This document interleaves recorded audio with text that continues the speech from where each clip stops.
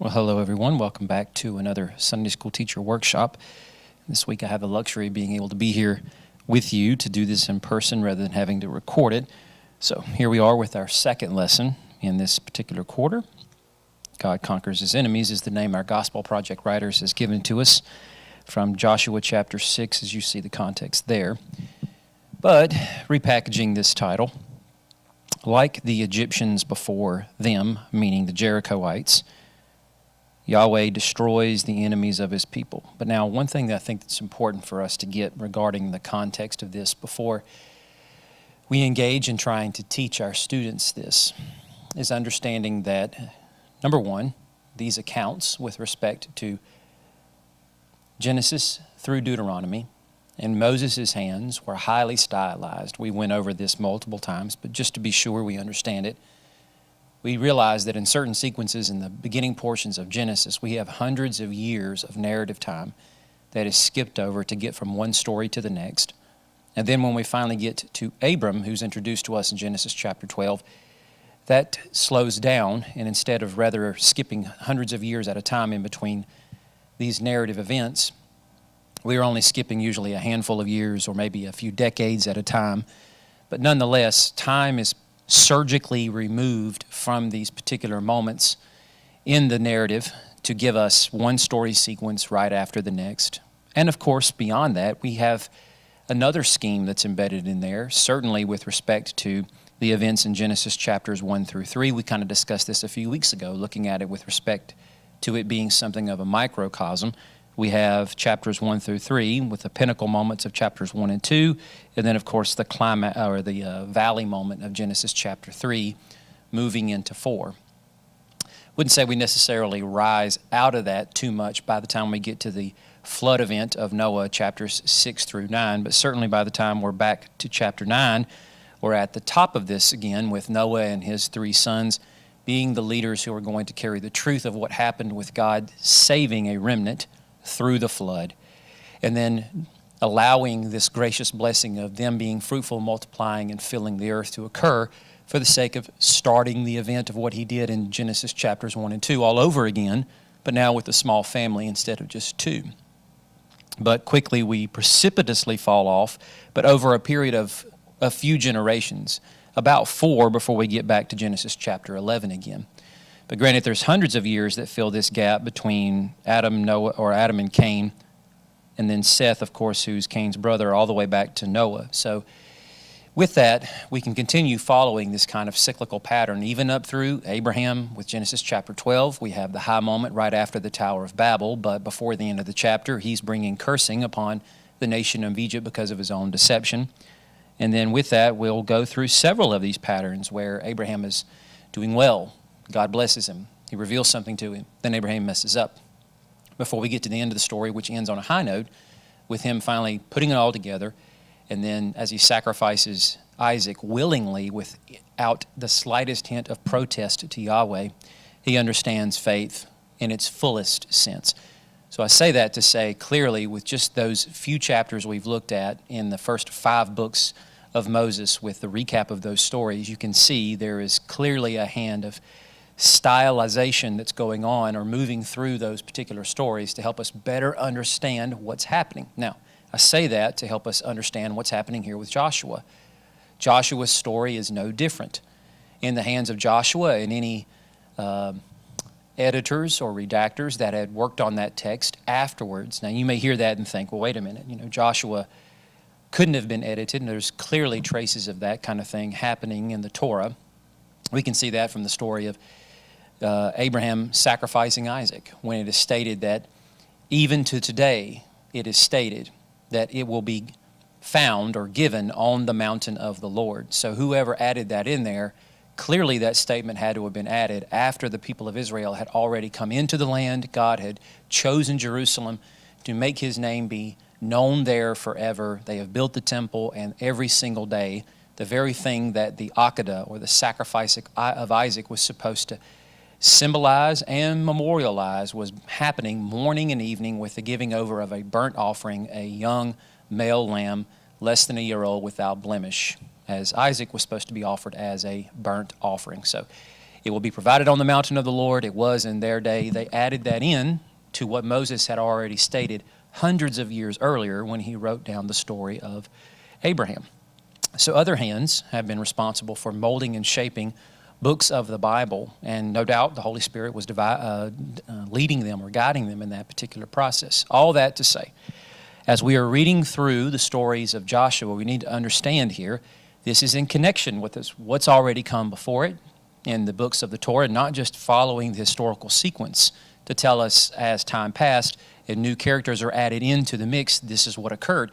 But it's to help us also understand what God is moving forward and how he's doing that with these new characters. So what God started in Genesis chapters 1 and 2, he has moved forward now for these particular key characters to continue on with. You've heard me talk about how Israel is a corporate Adam and how the land of Canaan is going to become their provincial Eden. They are carrying around the garden that's going to infiltrate that space, and then from that garden they're going to tentacle outward from there to bless the nations with the presence of Yahweh and invite them in to become a part of this people group as they come to learn of this God who created them all in his image and what he expects of them. So when we look at the story here of Joshua conquering enemies, one thing I think that perhaps would be a misapplication of this is trying to put ourselves in the position of Joshua, looking at this almost as if it's a David facing Goliath scenario, whereas Joshua stood by Caleb and heard what the other 10 spies had to say about how the occupants of the land were giants and they were but grasshoppers. They don't discount that. There certainly were clans of giants in the land. At least that's what commentators and scholars seemingly agree on. And if that's the case, then Joshua is now facing these people 40 years later with 40 years of age on his body, yet his strength had not diminished by that time, and his faith was ever vigilant as much as it was the day he told the rest of Israel, no, we can do this if we commit ourselves to faith, or in faith to Yahweh. So the point I want to make with this is just simply this.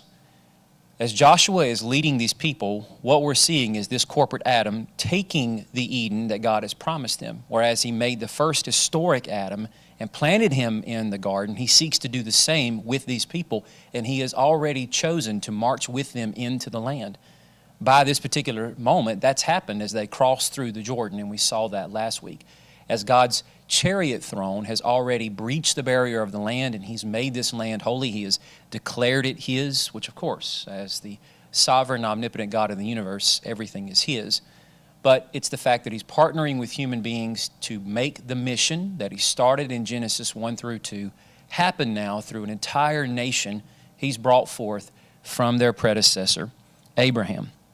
So as we work through the green blocks on the left side of the screen, what I'm trying to do is take portions of this sequence here and then marry it up with pieces that have come before it that are very similar in structure from the stories in the Torah. Most of them have a tendency to deal with Moses and the people of Israel, but the first three examples do not. And then, of course, some of these may actually go further back into the creation sequence itself. And the reason is because of that microcosm pattern that I told you about, how Genesis chapters 1 through 3 actually help us better understand and unpack Genesis chapters 12 through 50. Now, with these microcosms, what you do is just simply lay them one over top of another. Hence, the fact that you can see these familiar hints serving as something of a backdrop, or their shadows kind of casting long into the stories that we're reading now. And it's not just to show, hey, here's a fun fact, these stories kind of match up. It's to show that God is continuing this experiment. He has not abandoned it, and he will make sure this happens one way or another. He is always looking for his Adam. He is always seeking to plant his people in the Eden. He is always looking forward to expanding that Eden and bringing the most order to the furthest extent of the chaos, using the language from Genesis chapter 1. That certainly makes sense when we get to a place like Matthew 28, and we have Jesus commissioning disciples, telling them to go and make disciples of all the nations, forming within them the very habits that he formed within the first disciples. Matthew has stylized his gospel to show Jesus as a new and greater Moses, and that Moses has been sacrificed outside the land, just as the first Moses died outside of Canaan. But he has been raised a new and victorious Joshua with a royal mandate now as the promised son of not just Abraham but David to go and conquer the world, making disciples. That narrative makes the most sense if we've understood the whole entire thrust of everything that's occurred in the Old Testament. So here we are. We're just picking up in a place in Joshua and looking a little bit more microscopically at how that's happening. So let me enlarge my screen just a little so that way if you're straining a bit, it'll hopefully make it easier for you to see. So starting with verse 2, this is what the Lord says to Joshua: I've handed Jericho, its king, and its soldiers over to you. Now just reading that in this passage alone, not appreciating how it connects to everything else before, it just simply looks like God is telling Joshua, hey, I've taken care of this. I've gone before you. The king is as good as yours. The land is as good as yours. Step out on faith. You'll be able to seize it. That could be applicable a little further down the line, but what we need to appreciate first and foremost, again, is how this plugs into the larger meta-narrative. And what we see in here should be as similar to the language here in Genesis chapter 1 when God took the first historic Adam and then he tells him that he is to subdue the earth, rule the fish, the birds, every single creature. Why? Because God has placed them under his headship. So if that's the case, when God is now telling Joshua, the very first city to fall, being Jericho, has been handed over to him, including everything within it, and that would be, of course, its most sovereign figure, i.e. its king, all of it has been placed under his headship, then essentially Joshua is functioning as a new Adam here. Now I know I've said Israel's functioning as a corporate Adam, but in every one of these stories we do see, as we dial in just a little bit closer, microscopically speaking, that some of these figures actually step into the role of being a new Adam. The same can be said with respect to David when we get there, so I don't want to embellish on that now, but just putting that out there so you'll have something to look forward to as we move through this. As by the time we're done with this quarter, we're definitely going to be burgeoning much closer to the David story when we get into the first few chapters of 1 Samuel. So, with placing everything under the headship then of Joshua, we need to appreciate the Adam connection just a little bit deeper here. What I hope you've already understood from some of the things I've shared before, now to reiterate here with you, is that if Israel is a new and corporate Adam, then what has played out in their sequence of them leaving Egypt, crossing through the Red Sea, is them moving from the land of chaos and death into a new creation. That's the Genesis chapter 1 pattern, where in the beginning there is darkness, there's water. There is no form or shape to anything until God moves upon it through his Spirit, speaks over it, light comes first, and then everything falls into place in the sequence of the next 5 days, until at the crowning moment God makes image bearers, and then he tells them to subdue and to rule. If that sequence is playing out in what's going on in the Exodus story, with Israel moving out of the chaos of their death and exile in Egypt, through the waters, the chaotic waters that God's Spirit hovers over, to part for them to walk across on dry land, for them to move into new creation on the other side. And that event plays out again when Joshua and Israel crosses into Canaan now.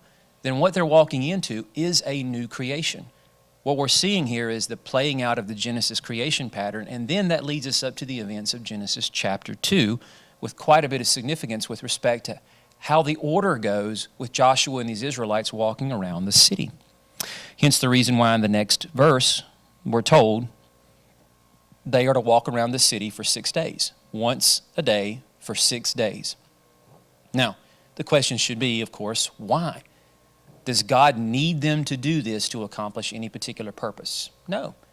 They could have simply walked right up to those walls. They could have started shouting, blowing their shofar horns, or actually without any of that. God could have simply made the walls crumble into nothing immediately. He could have vaporized the walls. He could have turned the city inside out and had everybody's house facing on the outside of the wall versus inside. Infinite possibilities exist. So why God chose for them to follow this particular pattern has to have some sort of meaning to it.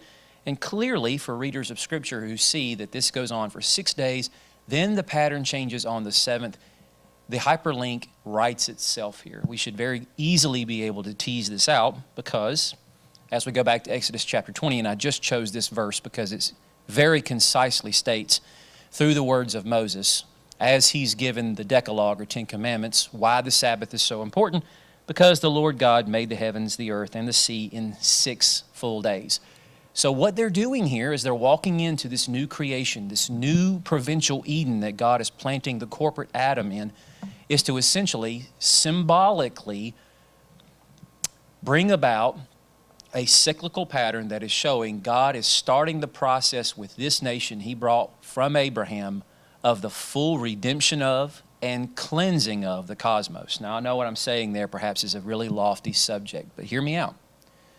Because the end of this whole concept is that God is going to incarnate himself in human flesh. He's going to come through these people, and he is going to dwell with humanity. He is going to first reconcile his image bearers to himself, and then the end state of it all, when he comes to dwell with us, is the full redemption of the cosmos. Everything will be made new.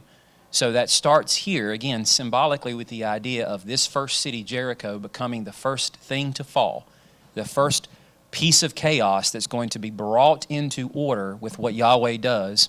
Hence the reason why 6 days, single time, seventh day, 7 times. So when they do that, clearly that should show us that we have a link here to what God does at the beginning of Genesis chapter 2. He doesn't need a day to rest, but he makes a day for him to end creation and then hallow that day, create a day of rest where he invites the man he already made, is about to plant in the garden, to enter this perpetual Sabbath rest with him. This is everything that God has promised them when he sent Moses into the land to tell them, I'm going to bring you into a land that is flowing with milk and honey. And of course, as he goes on to further expound this in places like Leviticus 26 or Deuteronomy 28, if they are faithful to him, he promises that he will bless them in ways they can't possibly fathom. That every womb of every ox, of every donkey will always be perpetually bringing forth new livestock. That every womb of every female woman is going to be bringing forth plentiful children. That every cyclical crop cycle is going to be bringing forth such abundance that on the years of Jubilee, they can take off year 49, 50, and year 1 of the next Jubilee cycle, not plant a thing, and have enough to be able to eat on, just picking fruit from the land as if they were there back in Eden all over again. So if God is going to do all these wonderful things, contingent upon their obedience, then essentially what we're appreciating here is that God is bringing them into a perpetual rest within the land. Again, that doesn't mean that they're not working. Their work is to guard, watch, and keep. Their work is to do the thing that God has purposed for them to do. Number 1, be obedient to him. Number 2, live with their neighbor in total harmony. And then start working to bring blessing to the nations, multiplying outward from the land, right? And then magnetically drawing the nations in to see what is so great about these people. Why does their God bless them so much, right?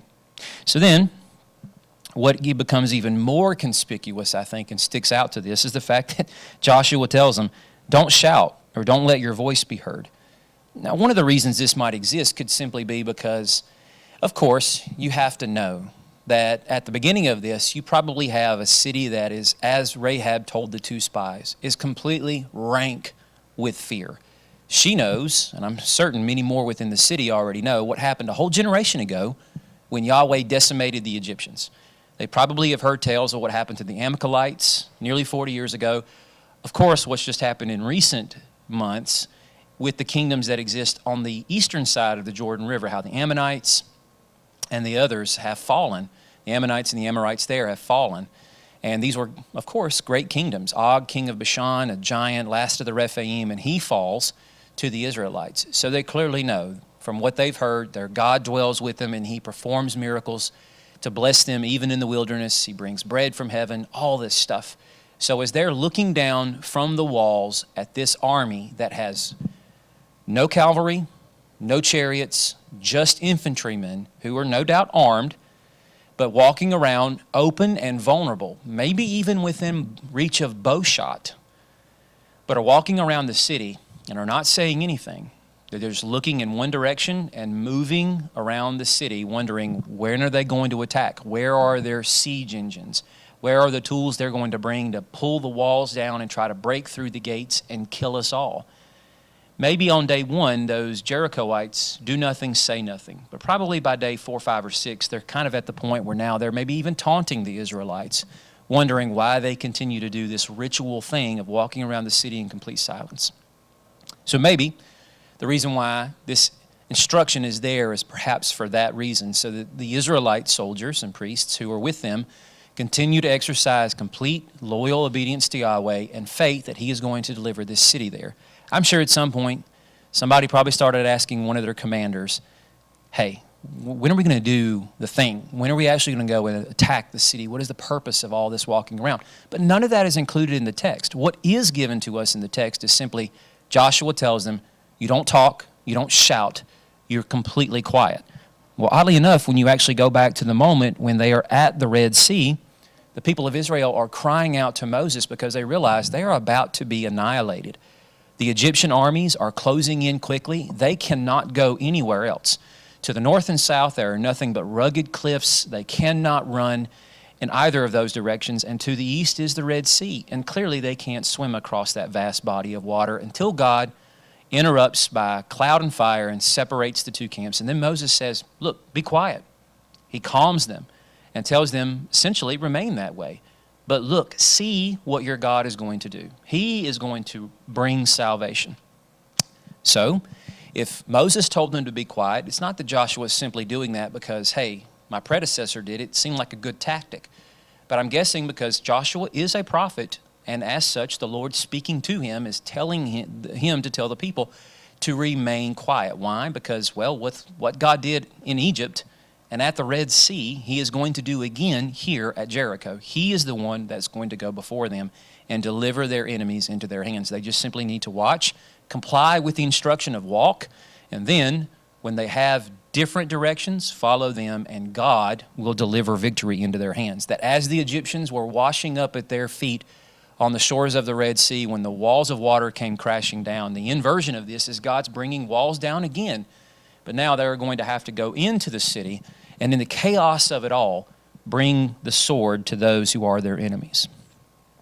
So early on the seventh day, they started at dawn and marched. And I would say this is more than just a good battle tactic, or the fact that now on this day they have to march around 7 times. So let's try to get a couple of those rotations out of the way before the sun gets really high in the sky and it's hot, or before darkness comes and then in the chaos of it all, we can't see, they can't see, but some of our people might die. I would say probably the textual link here is the fact that it's early, very early, probably at the time of the sunrise. And of course, when you go back to Exodus 14, it's not like it was with Charlton Heston's 10 Commandments or even the Prince of Egypt, where in a moment, with simply speaking, waters part.